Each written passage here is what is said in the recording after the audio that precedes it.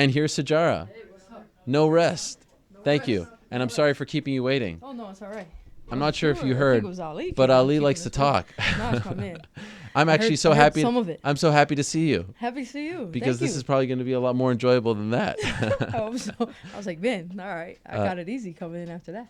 Thank you for coming. Of course, I thank you appreciate for it. having me. I didn't think you'd ever come back. Oh, man. You and I, we need to clear up, but we did already. did. Yeah, we cleared but up we some went stuff. at this whole back and forth. My whole thing is, I always felt throughout my career, if someone's mad at me, and in particular a fighter who I have the utmost respect for all of you, every single one of you that walk in, I just want to come to you and clear the air. And if you don't want to talk to me ever again, that's cool. But I at least want to tell you why I said this or want to understand why you were mad. And we went back and forth, and you were very honest on text. Much respect. I know that you like to keep it real. So I am happy that you're here after all that because I didn't think that you would come. Oh, I'm happy to be here, and I can respect you coming up and saying how you felt, and we were able to hash it out and chit chat, and that's all I want to do. I just like to be heard, and I appreciate you putting a platform for us to be able to speak and clear our minds. And like you said, like you saw Ali, you saw me, Yeah. we can come on your show and say whatever we feel. So That's the no, beauty. I appreciate lots of respect. Congratulations on the win. Thank you.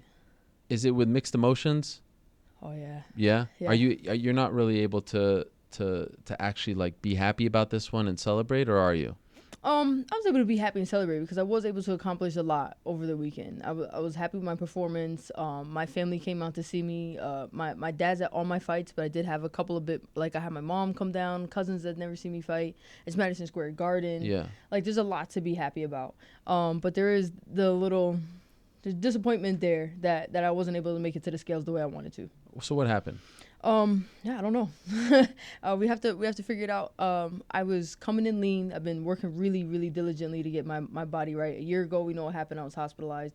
And I went to the PI. I was working really closely with nutritionists and doing everything like I felt like I was supposed to do. And I was coming into this fight week lower than I did my last cut for Utica versus Lauren Murphy.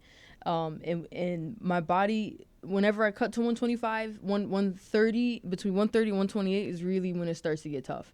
And I had hit 128 and was just, man, I would be cutting, like that day, I went from, I woke up, I can't remember numbers exactly, but we had started around 9:30 with maybe 4 or 5 pounds to go. And I cut for 2 hours. Like sweating mitts, and only got like 1.7 pounds off. And it just starts to get exhausted. And, I kind of was worried. I was like, if I push it too hard and I make it and I get hospitalized, like last time, like I'm not going to have any fight. So I kind of was like, if we pull the plug a pound early, I'm going to get dragged.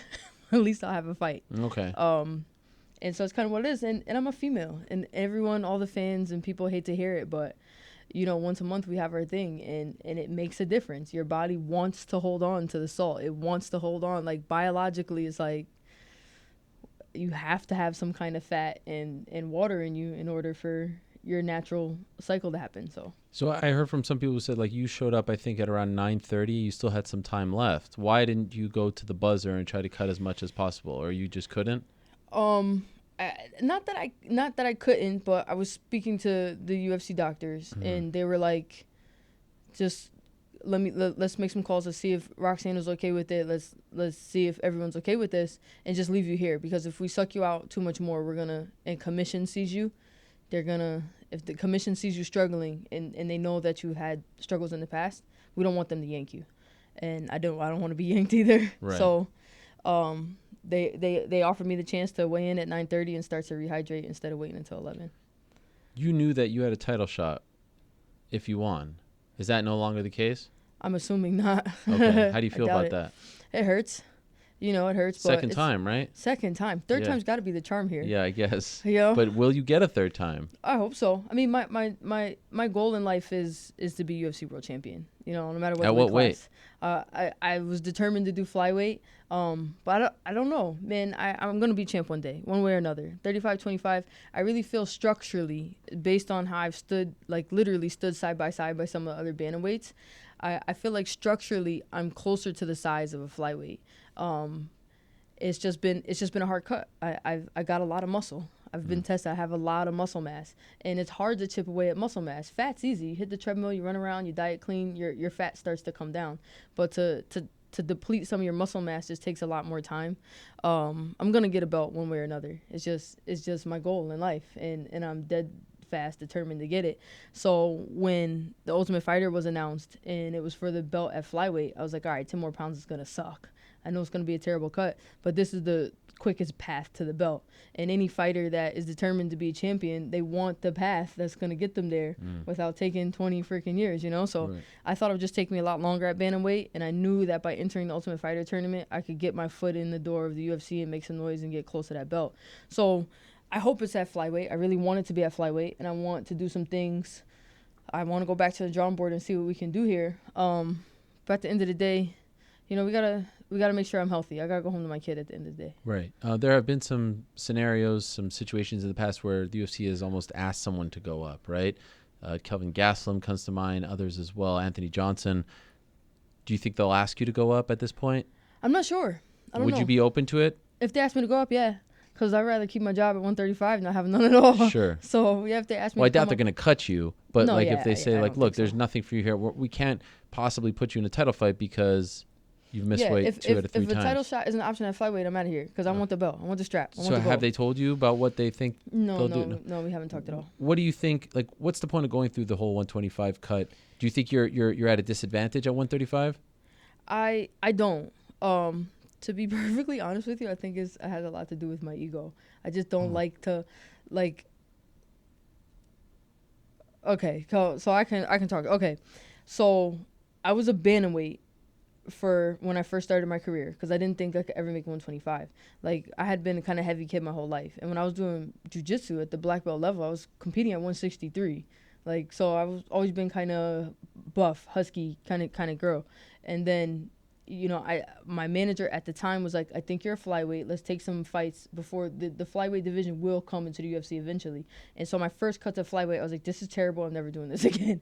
I thought it was terrible. It was the first time I fought Caitlin, actually, or first and only. But after that, went back up to bantamweight and started lifting. And I started trying to swell up for bantamweight. And then when they announced the Ultimate Fighter, I tried to go back down. And now what happened a year ago being hospitalized was really, to me, I felt like that first hospitalization was my fault. I didn't think I did what I was supposed to do as far as nutrition, as far as conditioning, as far as doing what I was supposed to do to prepare for that first title shot I was offered against Nico Montano. I think I came at an Ultimate Fighter a little gassed and a little overconfident and kind of just like, you know, hanging out. And then that first one was my fault. And so I was like, I have to redeem myself. And so that's when I started to really take my conditioning seriously. I think we talked about this the first time I was on your show. And so I got down to a walk around that was under 150 coming into the Lauren fight. And like I said, I've been working really closely with the PI, and Clint was saying we have to continue. It's going to take us some time to get you under and walking around as lean as possible with as little bit of fat on your body as possible. It's going to take some time. He was like, if I could, I would tell you to wait like a year, but I just don't have the luxury of waiting that long between fights.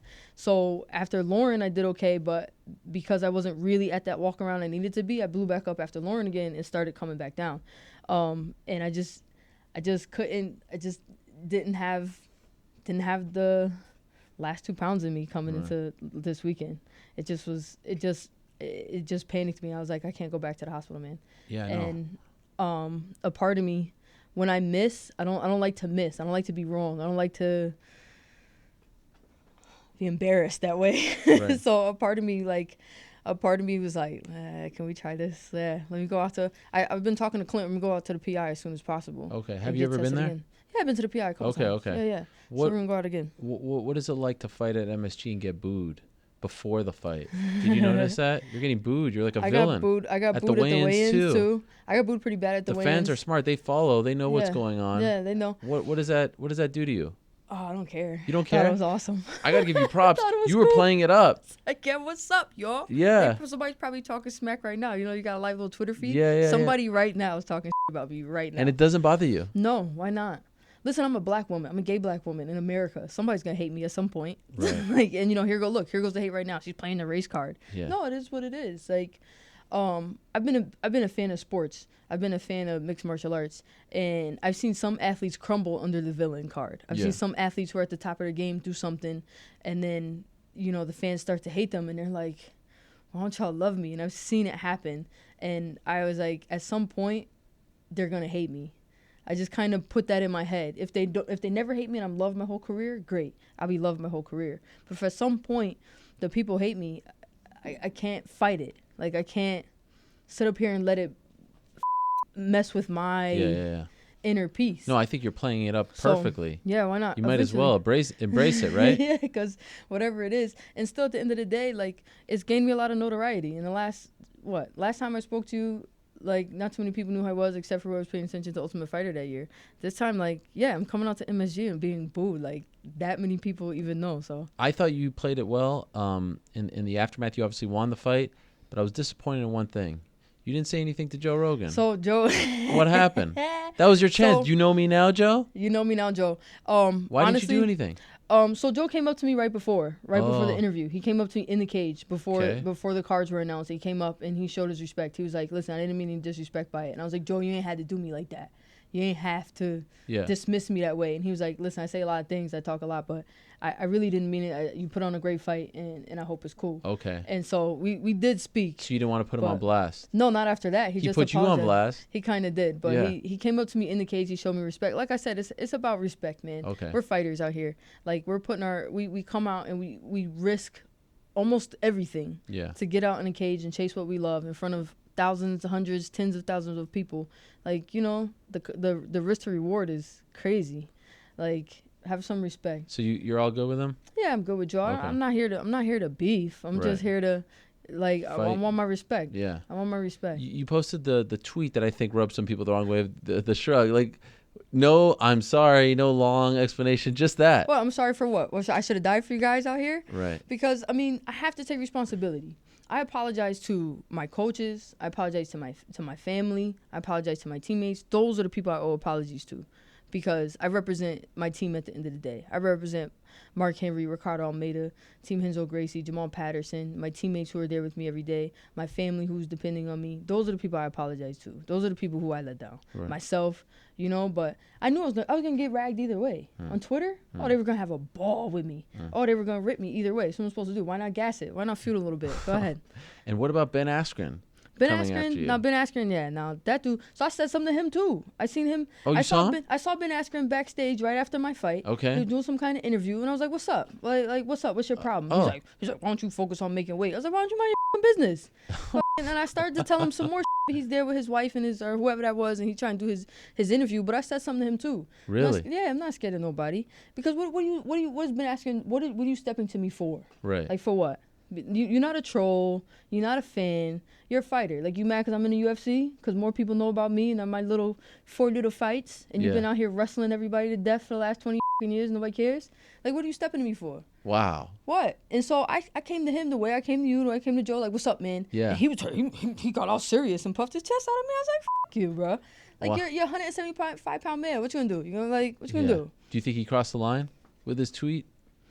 I don't even know what his most recent tweet was. He just keeps tweeting about me. Like, how many tweets have you tweeted about me? Like, you were at the Worlds tweeting about me. What are you doing? You trying to help me here? He said I'd fight any welterweight in the world except Sijara Eubanks. He said what? He said I'd fight any welterweight in the world except Sijara Eubanks. Oh, because he's scared of me. Because he know I smack his ass. That's right. 170. I tell you what, I fought in the gi at 163. You put a gi on, I whipped that ass. You think so? Hell yeah. I'm nasty in the gi, man. Don't nobody know.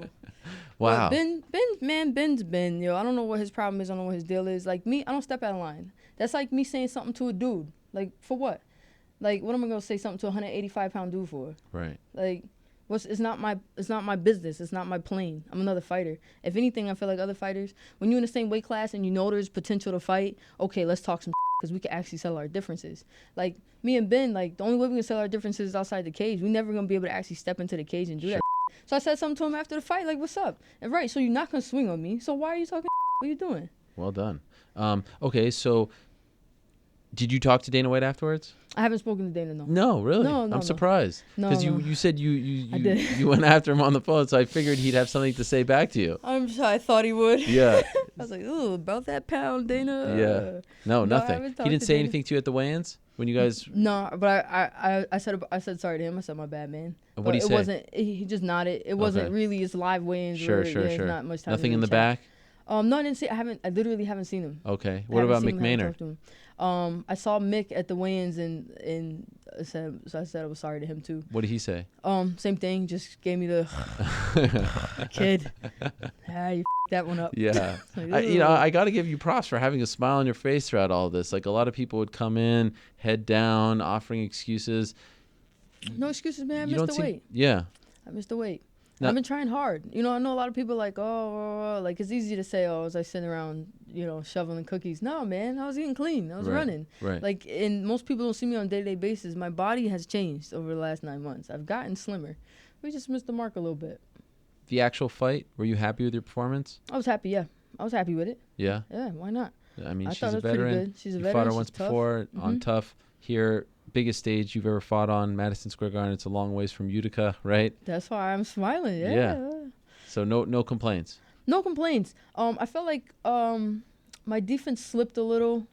And I managed to go back and watch the commentary. I know people said I was tired. I think I was a little bit more nervous than tired. Really? Yeah, to be honest. I mean, it's a huge stage, man. Yeah.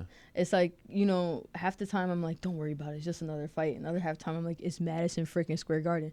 Like when you get off the bus and they put you in that infamous freight elevator. Yeah. I was in the elevator like, oh my God, guys. Yeah. Jay-Z's been in this elevator. With the like, logo, right? Oh, yeah. I was Yeah. like Tyson's been in this elevator. Like, Beyonce been in the elevator. How many people move in this elevator? Get a picture.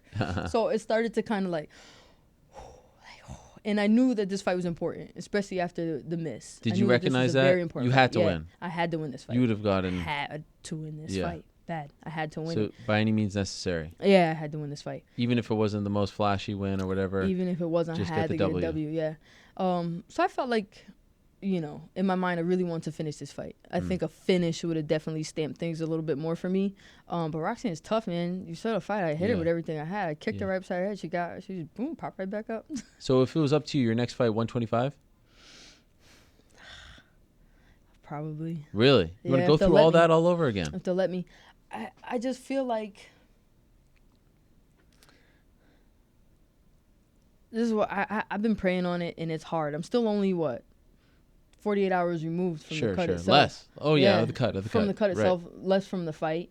I just want one of these belts so bad. I just want a belt so bad. And I'm so close to the flyweight belt. It's like right there. Oh, and I feel like if I go to bantamweight, I don't think I'll have any trouble with bantamweight. I think I can bulk up. It's easier to put on muscle mass than it is to take it away. I think my speed will make up for the reach disadvantage I'd have at bantamweight. But I probably have to start pretty close to the bottom and work my way all the way back up at bantamweight. And I feel like I'm so close. I'm so close to the belt. At flyweight, I'm just close. And that's, I'm 33. I plan on fighting for quite a few more years, but it's not too many chances a fighter has to get for a belt. I seem to have quite a few, but Yeah. Are I you just worried feel like it won't I'm come? close. Am I worried it won't come? Yeah. No, because my time will come Okay. one way or another. I'm determined that my time for a title shot will come, and my time of getting that belt wrapped around my waist will come. It will. But that's kind of what makes or breaks people, is how long you're going to stay in the grind before you get what you want. Like, I've been knocked down before, and I had a tough knock last year. I got another tough knock. One way or another, 135, 125, 145. I'm going to get one of these belts, Ariel. I'm assuming you don't think you're going to get a title shot next, though, right? No, I don't think so. Yeah. I'm not going to even hold my breath on that one. Right. And you're at peace with that? Yeah, I have to Okay. be. I have to be. The new contract probably helps. New contract helps a lot. Yes. That's another reason that fight was important for me. Now I don't have to work like security or delivering. Is that what you were pizzas. doing? I was working security on the weekends, and I was delivering food during the week. How recently? Up until I thought I was fighting Valentina. Come on. Yeah. For real? Yeah. Damn. Yeah. With already a UFC fight under your belt. 2 jobs. Mm-hmm. Not just one. Yeah, 2. And now you quit them. I quit him when They gave Ali you called me for Valentina. Wow. I was Were you like, I struggling? got 5 weeks. Were you struggling? Yeah. Still Really? struggling. Yeah. Wow. Because when I came out the Ultimate Fighter, I had a few bucks, and I just knew I made it. I told you I got gassed. I came out the Ultimate Fighter. I think I had like 10, 15,000 bucks coming in. And so I was like, yeah, we good now, baby. I'm fighting for the title. We're going to get 200,000. And then when I didn't make the weight, I was back to nothing. Damn. Back to nothing. So that time between when I was hospitalized at the Ultimate Fighter up until I fought Lauren Murphy was pure struggle. Like, I had to go back to like asking my dad to send me money every month. Wow. Yeah, like bad. And then after Lauren Murphy, I kind of was able to get a gasp, but I was still in a ton of credit card debt. I was still, I still had owed a bunch of people Yeah. from the time that I wasn't working and getting off the Ultimate Fighter. And so over the summer, I picked up another job. I got a shout out to JR's bar at Jersey Shore. They hooked me up with a job. They're real good guys, friends with Frankie. So I was working there for not very long, but they knew what was up. Nick Catone took real good care of me. He let me stay in the fighter house. I was a little bit behind on my rent there, and he said it was cool. And then DoorDash. I don't know if it's free advertising for DoorDash, but I was delivering for DoorDash during the week. Wow. And people recognize you? A couple of times. It's kind of embarrassing. Some people would be like, "Hey, do you fight?" I'm like, "Yeah, take your food, bro. Get out of here." Yeah. Yes, I do. But now you're done. I'm not going back to that no more. That's great. That must be a huge relief. So you didn't get the title shot, but in the end, you kind of win out because you don't have to go back to that, at least for now. That's why I'm smiling, man. Yeah. Everybody keeps asking, like, why aren't you more mad? Like, I'm healthy. Like, I have a happy family.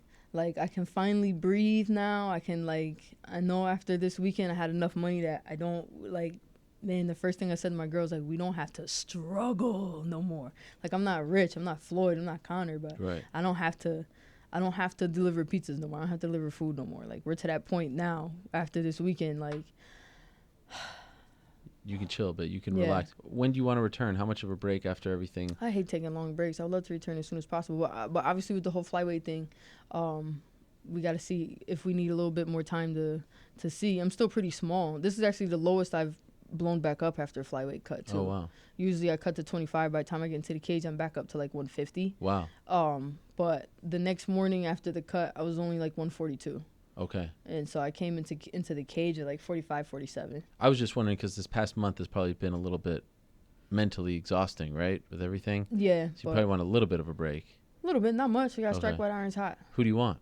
I don't know. I haven't thought about that. Okay. I haven't thought about You're going to go to Toronto for the title fight? I would like to go. That would be a I was actually hoping I could move. snag Ali before he ran off. Like, Ali, what's up with Toronto, That man? would be a heel move. You sit there in the front with that smile. Especially because I kept saying that fight was going to be boring. Yes. That would be perfect. I would love. Sleeping. I would love to, yeah. Yeah, boring. Boom. Yes, I would do that if I were you. Absolutely, tell Ali to hook it up. Nah, I'm going to tell him. We were talking about it strong before, Sure. Before But that would even piss people off more. For sure. That you're still claiming that you're the number one contender. Yeah. Just go full in. Off. Yeah. That's what I would do if I were you. Yeah. Why Good. not? See, look, Ariel likes the idea. I like it. I'm going to play the heel. See if I can the call worst Dana. is if people Put me are in Toronto. Yeah, just don't tell them it was my idea. Okay. Because then you're totally screwed. But the worst is if someone's a heel and doesn't sort of embrace it. If you embrace it, then people start to get a little confused. I kind of like this person. I don't really want to hate them. But if you sort of fight it, then you become even more hated, I think. So I think you're playing it perfectly. Oh, thank you. Yeah, keep Appreciate it up. It's just exactly how I feel, but thanks. I'm happy we squashed our beef. Yeah, we're I'm good, happy man. you came in. I'm sorry it didn't work out this past week. Yeah. But, it's a weird thing. It's like, I think you would agree when you have a contract, the professional thing is to make weight. But in a weird way, you're being professional in the way you're handling it in the aftermath. You understand what I'm saying? Yeah, I understand. Thank you. And so I think that takes a lot because you can offer every excuse under the sun. You can come in here and point fingers, but you're not doing that. You're owning up to it. Yeah. And I think that's commendable. Appreciate that. Thank you. I'm just trying to do my best. Just trying to get one of these belts out here, feed my family, man. I appreciate that. Every time we have someone come in, we have them sign our banner over there. Do you mind doing that for us? Of course. Okay, we've got some big dogs. Right over there is markers, the marker is right over there. Sijara Eubanks. Hey. Team Eubanks right here, all right? It was in doubt for a second, but now we're like the best of friends. Oh, it's man, you're the best. Yes. And I don't want to be on her bad side because I saw what it's like on her bad side. Let me tell you. It is not a pretty place. There she is signing our banner. Going to charity one day, Sijara. We don't know which. All right. But that's my word. Absolutely. Thank you so much for coming in. Me. All the best Appreciate to you. it. Yes. Thank you so much. And good luck in your next fight, and congrats on this one. Thank you. Despite everything that happened. There she is, Sijara Eubanks stopping by, one of the top contenders at 125 pounds in the UFC's women's flyweight division. All right. What a day. I didn't sign the banner. I'm gonna fucking rip it. Oh, yeah, Ali. No, you notice I didn't ask you to sign the banner. It's only for Ali's. Ali's still here and just came in and said, I didn't sign your banner. Guess what? I didn't ask him to sign the banner because he's not a fighter. He thinks he's a fighter, but he's not a fighter. Anyhow, that was interesting as he's about to barge in. Jake, stand in front of that door over there, okay? Because I don't want him. I don't need no Ali smoke. I got Okay, thank you, Jake. It's been a fun day. Wow. We still have the post show, so I'm gonna wrap this baby up. Matter of moments, we're going to tape the post show in New York, Rick. We're going to talk UFC 230. We're going to talk a little Floyd. We're going to talk UFC Denver, the 25th anniversary for the UFC. What else? A lot of other things going on. Someone didn't drink their water. But for now, we shall say goodbye as far as the live show. And I hope everyone enjoyed it. I hope you're all content. I hope it lived up to your standards and your expectations. I had a fun day. There was certainly a lot that happened today, as my computer crashed in the middle of the interview. Always fun when you have the in-studio guests. Always fun when it's after a pay-per-view. Always fun when you have one of the greatest of all time, Daniel Cormier, stopping by with all those belts. I would guess that was like 200 pounds worth of gold right there, if not maybe more. 9 belts just chilling on his lap. That's unbelievable. Thank you so much to everyone who stopped by. Thank you so much to everyone who tuned in on this rainy Monday. My socks are a little drier, but still quite wet. If you could only see what's going on under my desk right here. No shoes Monday. Thank you so much to Javier Mendez. Congratulations on a big month, on a successful month, maybe his best month yet as a coach. Thank you very much to Daniel Cormier. Appreciate his time, and congratulations once again to the potential fighter of the year. Thank you very much to Jared Cannonier. Thank you very much to Stipe Miocic, Israel Adesanya, Ali Abdelaziz, and of course, Sijara Eubanks. So UFC 230 in the books. Next week we'll be back. Talk about UFC Denver and whatever craziness that goes on in the world of MMA. If you missed anything, check it out. iTunes, YouTube, Stitcher, all those places and more. Back next week, same time and place. Say peace.